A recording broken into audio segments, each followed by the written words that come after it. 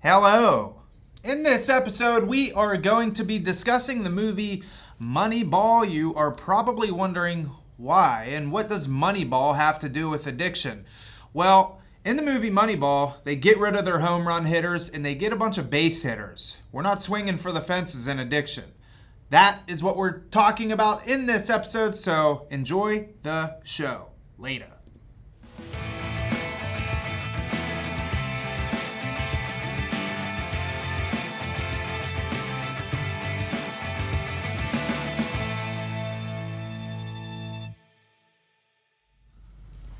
Here we are, Real Recovery Talk. I am your host, Tom Conrad, and in today's episode, we are going to be discussing efficiency of your time while in treatment. But before we get into that, we wanted to pay some respects. And Ben, go for it here. So very oftentimes in recovery, we have a lot of fun. And, my recovery the last 8.5 years has been absolutely awesome. At the treatment center that we're at, we work out, we go kayaking, we surf, we do a lot of adventure stuff. We get into some deep-rooted stuff in therapy that's absolutely a blast to get in depth with. But, sometimes we have a rude awakening. This week in particular, lost two people very dear to me from overdoses. And, the thing is they're not people that I just know from meetings or I know who they are. They're honestly two people that were very, very close to me. And one of them had a relationship with over 15 years. And it's just very sad. And I just want to throw it out there, this is life and death, and I think sometimes even I'm guilty of it sometimes with our clients. We're just having so much fun and we have to remember what landed us here and how serious and why we're here. Yeah, I've had the opportunity to meet both of these people numerous times, and they were very amazing people, and it's unfortunate that they're no longer here with us. This is addiction. I mean, there really is no margin for error here. So just wanted to do that before we got into the episode. Now, what we're going to be discussing today is the importance of utilizing your time wisely, efficiently, while in treatment, and some of the steps that you can take to ensure that you're doing so.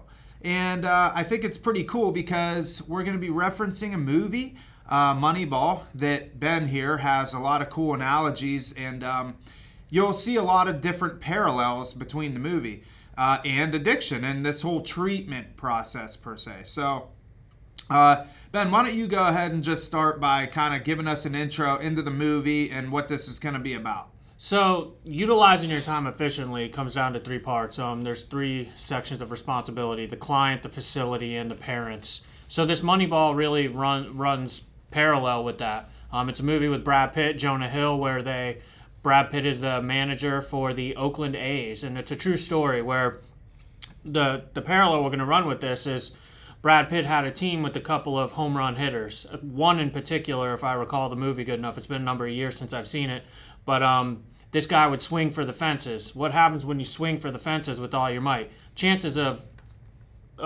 striking out are pretty high.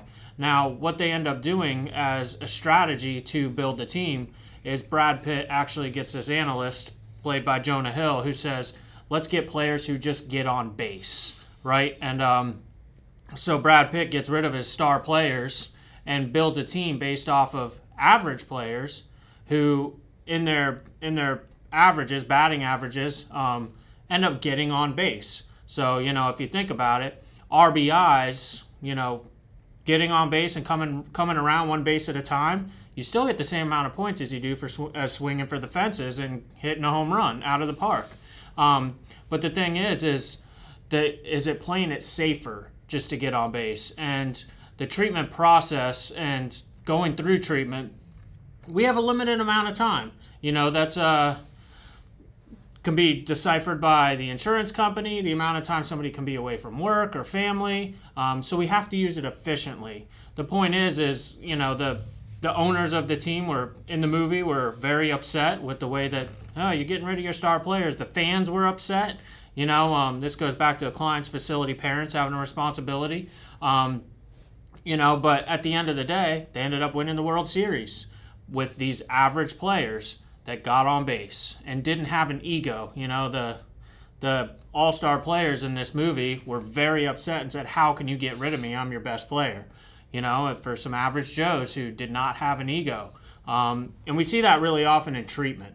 So hopefully that's making sense so far. Yeah. I mean, I think a good segue from here is to talk about, when we have, sometimes we'll get people that come in, or not just here, but in general, people when they go to treatment, they tend to, they want to change everything about themselves right now.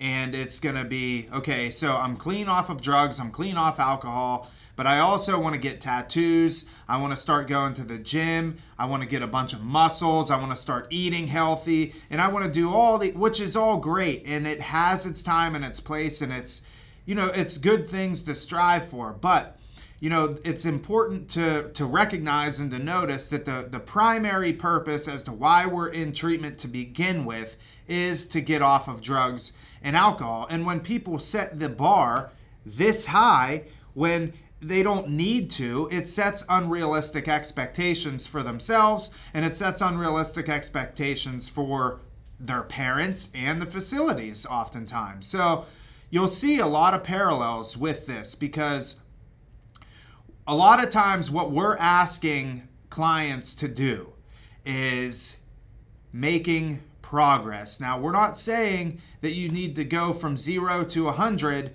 in 5 seconds, but we want to take incremental steps, and we want to continue to progress. And you'll see a lot of times that when somebody comes into treatment, and Ben, you could speak into this, when they come into treatment, a lot of times, even the center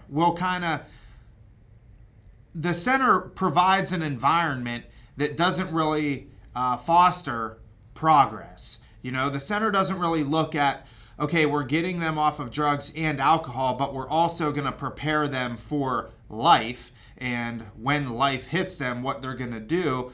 A lot of places just focus on, hey, you're here for 30 days. Your job while you're here is to just get off drugs and alcohol, and we're going to leave it at that. And that's where a lot of people fall short. So that's where the facility falls short. And, family, loved ones, clients, it's your responsibility to, pick a facility that fosters an environment that for progress. So with that being said, the Big Book of Alcoholics Anonymous says, we feel a man is unthinking when just not drinking is enough. Let me ask you this. If you're in a facility and the only goal is to not pick up for 30 days while you're locked down, congratulations. But then what happens when you leave? You didn't use for 30 days, but do you have something worth hanging on to? And we've referenced it in prior podcasts. I like to refer to it as recovery capital. What have you gained that's worth hanging on to? And so let me give you an example. There are programs and facilities out there where I have noticed, someone does what's called an IOP program, intensive outpatient. Well, during this intensive outpatient, they go to sometimes one group a day, Monday through Friday. Sometimes it's only 3 groups a week, one time a day. So they go Monday, Wednesday, and Friday for a group, and they see a therapist. The rest of the time, some of these facilities don't expect anything else of their clients. At the facility that we work at, one of our big hit homes is, let's be realistic about this. We have to make this and apply real life. Otherwise, we're putting somebody in a bubble, and then they're just going to be knocked off their feet the second they're out of the bubble and real life hits and responsibility comes. So with that being said, kind of the way that we run our program here is, when you're in IOP, you are expected to get a job, or you could be discharged from our program. Pause. I want to pause you right there. Explain to the listeners what IOP is. I know you said it's an acronym for intensive outpatient, but where in the sobriety journey, the recovery journey, is that? Good question. So intensive outpatient comes after the inpatient, the lockdown part. It's the transitional living part, so to speak. It's that step down that's supposed to be utilized from transition from treatment into the real world. So when you come into treatment, we go into detox and inpatient facility. You're locked in. The level of care is up here. Life skills, providing for yourself expectation is kind of down here. But as you drop from detox to PHP, you learn a little bit more about life skills. And PHP is inpatient. You learn about it. When you get to IOP, they kind of even out, right? And now your life skills need to be on par and about equal with the recovery side of it, the what you're learning. And then there's a step down to outpatient where the life skills kind of take off, and now the recovery side, like you're going to less groups, etc. And it's supposed to happen gradually till you're into sober living, and there's next to no therapy. Hopefully you're going to 12-step groups. Maybe you're seeing a therapist, on an outpatient level once a week or once a month and keeping up with. But the recovery side on your own should be, and the life skills, you need to be really providing for yourself at this point. If you look at Maslow's hierarchy of needs, which we learn about in school when I went for addictions, if someone can't feed and house themselves, it doesn't matter what kind of psychological work you're doing on them, what kind of therapy you're doing. Because if someone's hungry or doesn't have a roof over their head, dude, you've missed their basic needs. So let me give you an example where the responsibility of the facility comes in. And this is real. I was talking to a mother the other night, and I don't know, I came up with this analogy off the top of my head, and it's kind of funny because it applied. She has 2 sons, one in active addiction, and one that I didn't know she had, that she ended up referencing later. But I said, let me put it to you like this. If you attend a college, how many kids nowadays are getting degrees? They get out of school and they can't get a job with their degree. It happens pretty often nowadays. We hear about it in the news all the time, on social media. All these kids going into debt, attaining a degree, and then they can't get a job with it. So I said to the mother, that's kind of what happens with a lot of treatment centers. You're at this nice college, then it's like, cool, you graduated, now go find a job. And I said to the mom, what are the chances of success there? She says, well, lately, somewhat low, not very good, if you look at the patterns. But what if you send your kid to a college that hooks them up with an internship, whether paid or unpaid? So you're attending the college, but at the same time, you've got this internship. And what happens at the end of when you graduate? A lot of times, if you did a good job at the internship, what do? Offer you a position. All of a sudden, you have a paid position right out of college that you either volunteered at for your internship or maybe it was paid. But regardless, you're kind of sliding right into the real world. And that is how intensive outpatient programming should be set up. That is the facility should have the expectation that their clients are doing that. Otherwise, it needs to be addressed. And it's funny because the mom says to me, oh my gosh, I actually have a son who went to a technical school. They started him into an internship, and when he graduated, he was offered a job. You're right. I'm like, so apply that to recovery. It's the same kind of thing. It's a responsibility of the intensive outpatient program to make sure that the life skills, and they're becoming more independent as far as providing them for themselves monetarily, environmentally, coming down to food, etc. So clients have a responsibility to go to look for work. Unfortunately, we see clients that bounce from inpatient facility to inpatient facility. And in my opinion, intensive outpatient is the hardest level of care. Parents, the same mother actually on that phone call that I took last week said to me, I sent my kid to this 30-day program and then in Florida, and then I brought him right back home to New York, and he got high right away. I thought I sent him down there and he would be cured in 30 days. She was like, I found out I was totally wrong. She's like, I should have had him stay down there. I should have had him do an intensive outpatient program. And the idea is that a client gets ownership over their own recovery. Stop handing the stuff to them. Yeah, and I think that's where a lot of times clients will fall short. So, and I tell clients all the time, when you're here, this is an opportunity for you to work on yourself and only yourself. And if you've been listening to us for a while now, you know that we are very client driven. We want them to make the progress for themselves. Let's face it, when we work for something, it holds a lot more value to us. So we want our clients to be able to take these incremental steps and do these things like go and look for a job, figure out your resume, sit down at the table and map out all the jobs that you've had in the past. Okay, I know for myself, one of the hardest things for me to do was to actually create my resume, because now I have to think about all the dates and everything, when I was working, who I was employed by, what my position was there. I had to think of what my cover letter was going to say, yada, yada, yada. But I tell you what, when I got that done and I knew and I had it looked over and I got like the stamp of approval from some people, it felt really good.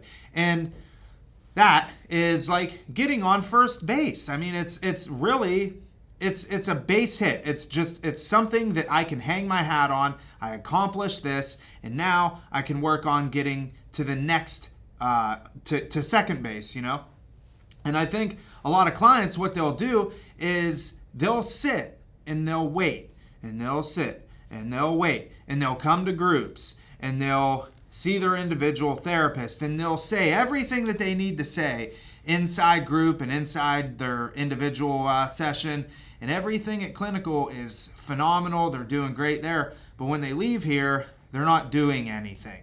And sometimes certain centers, they won't pay any attention to that. As long as you're showing up for group and as long as you're getting your individual session in, everything's going to be fine.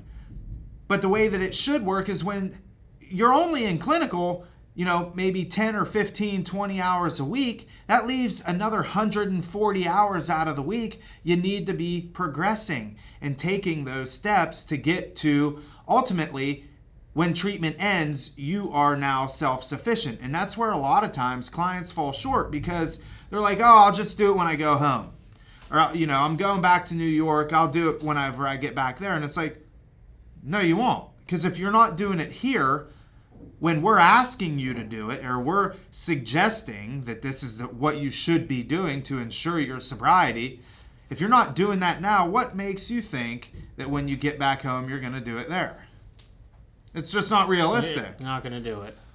Oy, oy, oy. So then after that, now let's transition into the parents, how the parents kind of can play an effect on this. So it's all intertwined. I'll talk about the parents for a second, and I'll relate this to another phone call. It was actually the following day after the college analogy lady. The very next day, which was a Sunday, because I got that call on a Saturday, I had a mother who explained to me the process that her son was in and how he had relapsed. Well, she said, and this is what drives me crazy, is a professional actually made this recommendation. He went to an inpatient treatment center, is what she told me, graduated, went to a sober home. Mom floated the sober home bill. I'll pay for the sober home.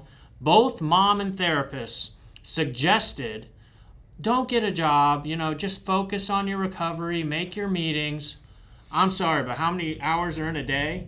And going to meeting, for everybody knows, man, I'm a 12-step guy through and through. But there's also the reality that going to meetings all day long is not real life. And the mom's like, I don't understand, the therapist suggested this was a good plan. I'm like, well, the therapist guided you wrong. You just basically said, I'm going to keep the roof over your head for you. You don't need to do anything except for sit around all day, because do you really think he's going to go to 10 meetings a day to take up his whole day? Nope. And we're going to pay your car payment for you. And this is where the parents very oftentimes, unknowingly, and, I always throw out the 3 C's. You didn't cause it. You can't control it and you can't cure it. It's not your fault, because this process and helping a loved one is very counterintuitive.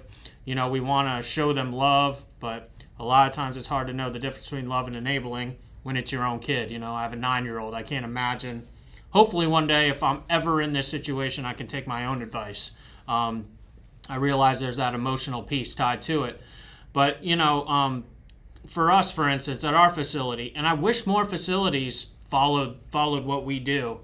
We actually offer a step down to sober living after our treatment aspect.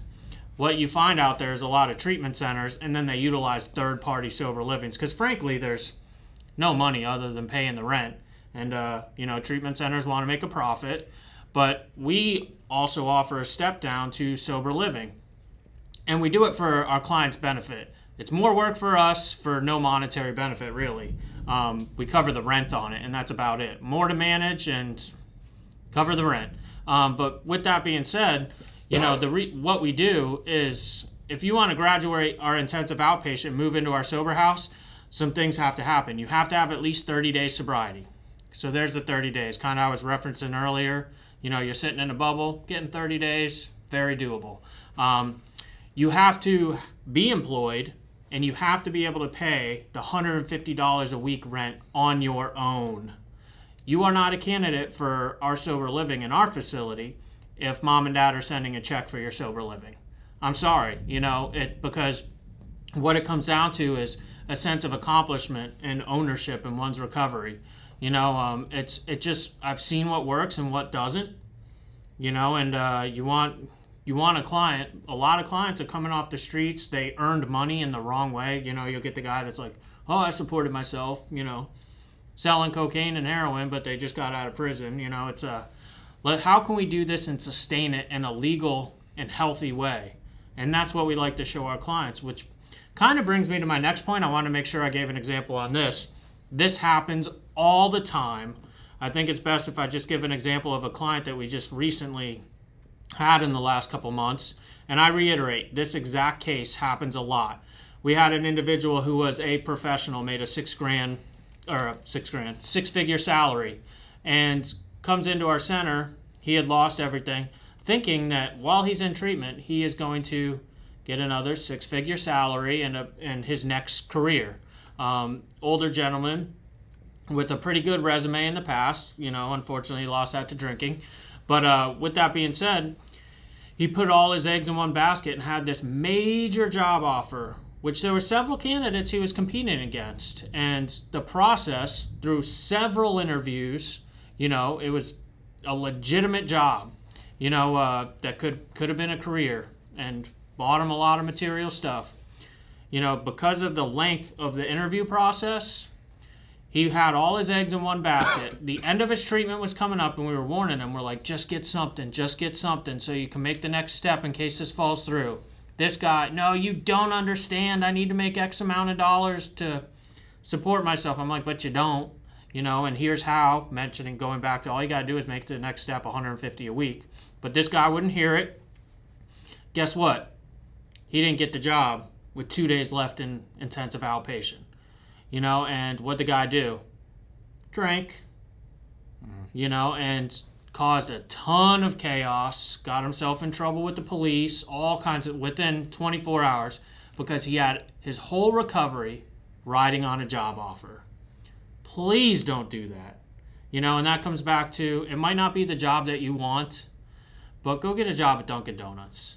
That way, if your big plans fall through, at least you have something tangible that can buy you more time, get you on base, get you to the next base, as opposed to, 3 strikes, you're out.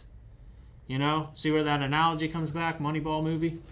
Yeah, I think it's interesting to note that we're the biggest advocates of going out and getting a job and progressing in this. And I'm not as big of a AA person as Ben is, and everybody knows that. And I still equate my sobriety to AA, and I still go to AA, but I'm very big in talking with our clients about making lifestyle enhancements, choices that's going to allow you to maybe gain some more tangible things. Because I think for a lot of people in the beginning too, like, you really have to, if you gain like a car, for instance, I know for me in my sobriety or in my drinking and my alcoholism, I had brand new cars all the time that I never paid for. My dad bought them for me, and it was just kind of one of those things, I took it for granted. But whenever I got sober and I didn't have a brand new car and I had the shoes on my feet and I was walking everywhere, I ended up getting to the point where I was able to get like a $2,000 car, which was, well, actually, no, the car before that was, it was like a 1999 Dodge Neon. The thing it was just a rust bucket. The wheels were about to fall off this thing, but that car for me was such an accomplishment. It was such a relief. And I felt great after getting that car. And that was like the first experience that I had with, getting things back. Because at the end of my drinking, I had lost everything, including materialistic things. I lost everything. I lost my cars. I lost my job. I lost every relationship that I had. And it wasn't going to come back to me at the snap of a finger. So I had to make incremental steps. And that one of the first things that came back to me was that car. And I held on to it dearly. I mean, this thing was blowing smoke out the tailpipe. But it was awesome. It got me from point A to point B. And so I tell our clients and anybody that I'm in contact with, don't take for granted the materialistic things. Like, those things are coming back to you, and they're supposed to come back to you. We don't want to put a lot of weight in materialistic things, but hey, they're rightfully ours. We earned them, and we can enjoy them.